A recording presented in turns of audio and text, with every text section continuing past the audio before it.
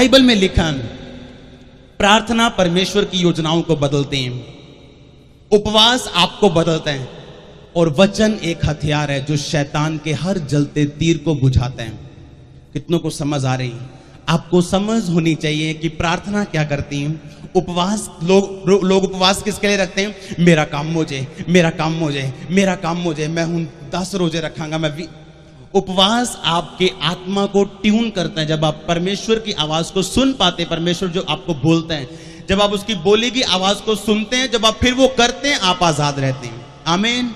और बाइबल में लिखा है, जब आप उपवास करते हैं, आपका अपना जीवन चेंज होता है, आपकी आत्मा ट्यून होती है, आप परमेश्वर की आवाज को सुन पाते हैं। जब आप परमेश्वर की आवाज को सुन पाते हैं, तब परमेश्वर जब आपसे, हर एक व्यक्ति जो यहां बैठा है, परमेश्वर आपसे बात करते हैं। चाहे आप 10 साल से अपनी चंगाई के लिए प्रेयर कर रहे हैं, आप ये सोच रहे हैं कि परमेश्वर जवाब क्यों नहीं देता, लेकिन प्रॉब्लम ये, परमेश्वर रोज आपसे बात करता है कि ऐसा कर तो तू चंगी हो जाएगी, लेकिन प्रॉब्लम ये आपको सुन नहीं रहा। सुन क्यों नहीं रहा? क्योंकि हमें पता नहीं कि परमेश्वर की आवाज को सुनना कैसे है। ये एक ट्रेनिंग है। परमेश्वर की आवाज को सुनना एक ट्रेनिंग है। परमेश्वर की आवाज को सुनना एक टास्क है, एक काम है। जब आप अपने आप को वचन के बीच में रखते हैं, परमेश्वर की आवाज को आप सुन पाते हैं। आमीन। बाइबल में लिखा, जब उपवास आपको बदलता है, तो प्रार्थना परमेश्वर के योजनाओं को बदल देती है। परमेश्वर ने फैसला कर लिया कि मैं इजराइलियों को मार दूंगा। मूसा परमेश्वर से कहता है कि परमेश्वर तौबा कर ले। मूसा कहता प्रभु से, कहता रिपेंट। मूसा परमेश्वर से कह रहा है तौबा कर प्रभु, और तू इनको मारेगा नहीं। अगर तू इनको मारेगा तो तुझे मुझे मारना पड़ेगा। और बाइबल में लिखा है, इंग्लिश की बाइबल में, God repent from his anger, कि परमेश्वर ने अपने गुस्से से मन फिराया और इजराइलियों को नाश नहीं किया, मूसा की प्रार्थना के कारण। कितनों को समझ आ रही है? परमेश्वर के दिमाग को चेंज कर दिया मूसा ने।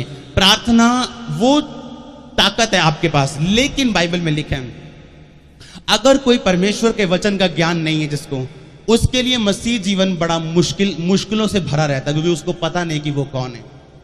अगर आप ध्यान से इफिसियां 6 की 10 से आप पूरा पढ़ेंगे, तो वहां लिखा है कि कौन कौन से हथियार परमेश्वर ने आपको दिए हैं।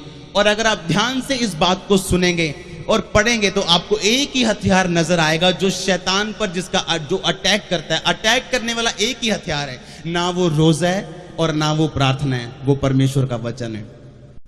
कितनों को समझ आ रही है? अटैक करने वाला एक ही हथियार है बाइबल में, ना वो प्रार्थना है, ना वो रोजा है, वो परमेश्वर का वचन है। जब बाइबल में लिखा है, यीशु मसीह को शैतान ने भरमाया और कहा कि अगर तू परमेश्वर का बेटा है तो ये पत्थरों को बोल ये रोटी बन जाए, तो परमेश्वर ने क्या करा? प्रार्थना की, उपवास किया। क्या किया परमेश्वर ने? परमेश्वर ने कहा, शैतान, बाइबल में लिखा है कि इंसान केवल रोटी से नहीं परंतु परमेश्वर के मुख से निकले एक एक वचन से जीवित रहेगा। शैतान ने कहा, ठीक है, अपने आप को उस ऊंचे पहाड़ से गिरा, तेरे बाइबल के वचन में लिखा, अगर तू वचन की बात करता है, मैं वचन के बीच से तेरे पास आता हूं। तेरे पिता के वचन में लिखा, अगर तू अपने आप को गिराएगा और नीचे अपने आप को गिरा देगा, तो तेरे स्वर्गदूत तुझे हाथों हाथ उठा लेंगे, तेरे पांव में पत्थर से ठेस भी नहीं लिखेगी। भजन संहिता 91 में लिखा है। यीशु मसीह वचन को अच्छी तरह जानते थे। यीशु मसीह ने प्रार्थना नहीं की, यीशु मसीह ने शैतान को डांटा नहीं, यीशु मसीह ने अभी रोजा रखने के लिए वापस नहीं चले गए। यीशु मसीह ने कहा, शैतान, बाइबल में यह भी लिखा है, तू अपने प्रभु अपने परमेश्वर की कभी परीक्षा मत कर। आमीन। तीसरी बार फिर शैतान ने कहा, मैं तुझे जगत के सारे राज्य देता हूं, देख। एक पल में बाइबल में लिखा है, शैतान ने सब चीजें दिखाई यीशु मसीह को, सब व्यभिचार, सब पैसा और सब चीजें जिससे लालच पैदा होता है। और यीशु मसीह को बोला, अगर तू मुझे प्रणाम करे, मैं सब चीजें तुम्हें दे दूंगा। जो चीजें तू पिता की ओर से मुझे हराने के बाद लेगा, मैं तुझे अभी देता हूं, मुझे प्रणाम करो, चीजें ले ले। यीशु मसीह ने कहा, फिर डांटा के, शैतान चला जा, तू अब केवल अपने प्रभु से प्रेम कर और उसी की उपासना कर। बाइबल में लिखा है। और बाइबल में लिखा है, यीशु मसीह ने शैतान को डांटा और शैतान यीशु मसीह के पास से चला गया और स्वर्गदूत उसकी सेवा करने लगे। कितनों को समझ आ रही है? यीशु मसीह ने उपवास नहीं किया, तब प्रार्थना करने के लिए नहीं भागे, कि यीशु मसीह के अंदर वो वचन था कि अब शैतान जब उसे परखने के लिए आया, अब यीशु मसीह के अंदर वो वचन था और वचन के द्वारा परमेश्वर ने शैतान को हराया। अगर आप विश्वासी हैं और आपको पता नहीं उपवास किसके लिए, प्रार्थना किसके लिए और वचन किसके लिए, वचन के द्वारा आप परमेश्वर को और अच्छी तरह से समझते हैं। और जब शैतान आपको भरमाने के लिए आता है उस समझ के साथ जो आपके अंदर परमेश्वर के वचन के द्वारा, फिर आप शैतान से हारते नहीं। शैतान बहस करने से कभी नहीं जाता। यीशु मसीह को जब शैतान ने बोला कि यीशु मसीह यदि तू परमेश्वर का बेटा है, जे तू परमेश्वर का पुत्र है तो पत्थर नु कहे, उसने शक डालने की कोशिश की अगर तू परमेश्वर का बेटा, और परमेश्वर ने उससे बहस नहीं की शैतान थोड़े दिन पहले तो मेरे लिए आकाशवाणी हुई थी कि मैं परमेश्वर का प्रिय बेटा हूं, तू कैसे कह सकता यदि मैं परमेश्वर का बेटा नहीं हूं? मैं परमेश्वर का बेटा। यीशु मसीह ने एक भी बात अपने सेंस और अपने एक्सपीरियंस और अपने पास्ट एक्सपीरियंस से नहीं की। पुराने पास्ट एक्सपीरियंस से जो आपको मसीह ने छुआ था, उस मीटिंग में आपको पवित्र आत्मा का अभिषेक मिला था, आप उस पुराने एक्सपीरियंस से शैतान को हरा नहीं सकते। आपको वचन चाहिए। आमीन। आपको परमेश्वर ने छुआ और आप आत्मा से भरे। आप देखेंगे कई लोगों को आत्मा से भरेंगे और सच्ची भरते हैं, सच्ची वो भर रहे होते हैं आत्मा से, लेकिन आप थोड़े दिनों के बाद देखेंगे वो वचन से हट चुके हैं। आप सोचेंगे ये तो बड़ा भरा हुआ था। कोई शक नहीं, वो भरा हुआ था, वचन नहीं था उसके अंदर। जब शैतान आया उसको पता नहीं था भराना कैसे। कितनों को समझ आ रही? आप देखेंगे कई लोगों को भरे हुए, वो सच में भरे हुए हैं, कोई नाटक नहीं, लेकिन वचन नहीं है अंदर। जिनको बाइबल पढ़नी नहीं आती वो घाटे में है। मैं सीरियसली कह रहा हूं। अगर पढ़नी नहीं आती तो लोगों से बात करो, चर्च में फोन करो, आपका कुछ ना कुछ किया जाएगा कि आपको बाइबल पढ़नी जरूर आनी चाहिए। और मैं तो कहता हूं हिंदी में नहीं, आपको इंग्लिश में बाइबल पढ़नी आनी चाहिए, क्योंकि ऐसी कुछ बातें हिंदी में हैं जो सही, मतलब जो सही तरह से ट्रांसलेशन जिसकी नहीं हुई। हालेलुया। प्रार्थना परमेश्वर के दिमाग को बदल सकती है। अगर परमेश्वर आपके पास अगर बेटा नहीं हो, 2 बेटी हैं और आपके पास बेटा होने का कोई चांस नहीं प्रभु की ओर से, आप उसके माइंड को चेंज कर सकते हैं। अगर आप गरीब हैं आप उसके माइंड को चेंज कर सकते हैं।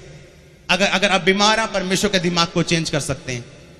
उपवास आपको बदलता है, आपकी आत्मा को ट्यून करता है। आप परमेश्वर की आवाज को और क्लियरली सुन पाते हो। जब प्रभु की आवाज को सुन पाते हैं तो आपका छुटकारा नजदीक है। फिर मायने नहीं करता पौलुस की तरह कि वो कांटा गया कि नहीं गया, मायने ये रखता कि आप प्रभु की आवाज को सुन पा रहे हैं और वही चीज आपके लिए शांति का कारण है। आमीन। कितनों को समझ आ रही है? हालेलुया।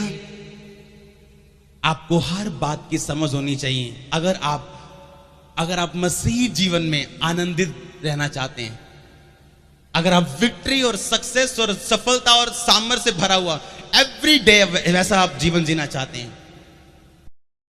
मुश्किल हो जाएगा लोगों का आपको दुखी करना। मैं सच में कह रहा हूं, आपको कोई दुखी नहीं कर पाएगा। लोग आपको जितना मर्जी दुखी करें, आप अंदर आपका भंगड़ा हमेशा चलता रहेगा। आमीन। और लोग सोचेंगे ये क्या हो रहा है, हम इसको दुखी करने की कोशिश कर रहे हैं, ये कुछ हो रहा है।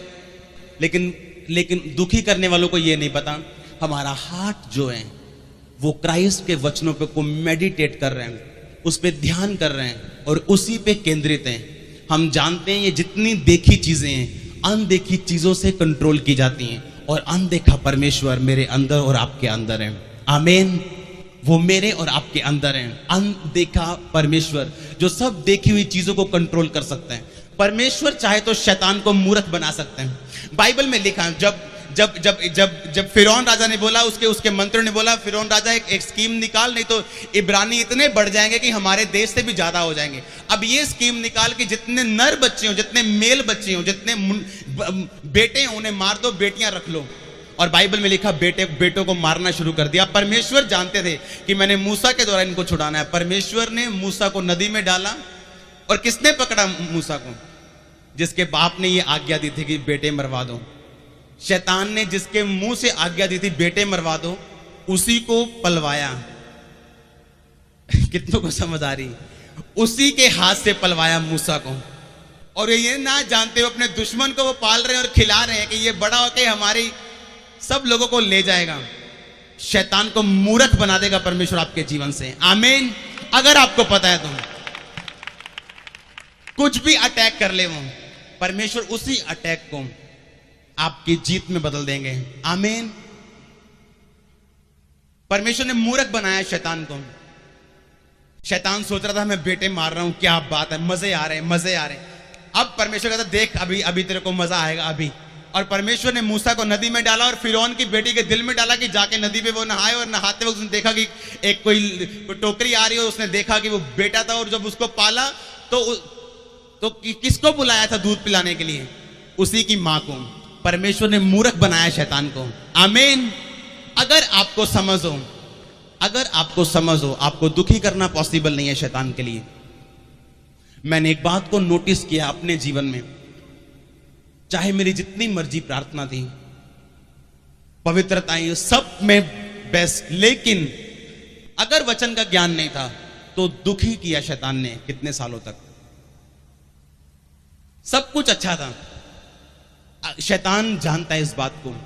और बाइबल कहती एक भी बार नहीं लिखा कि शैतान की वजह से लोग नाश हो रहे हैं, लिखा ज्ञान ना होने की वजह से मेरे लोग नाश हो रहे हैं।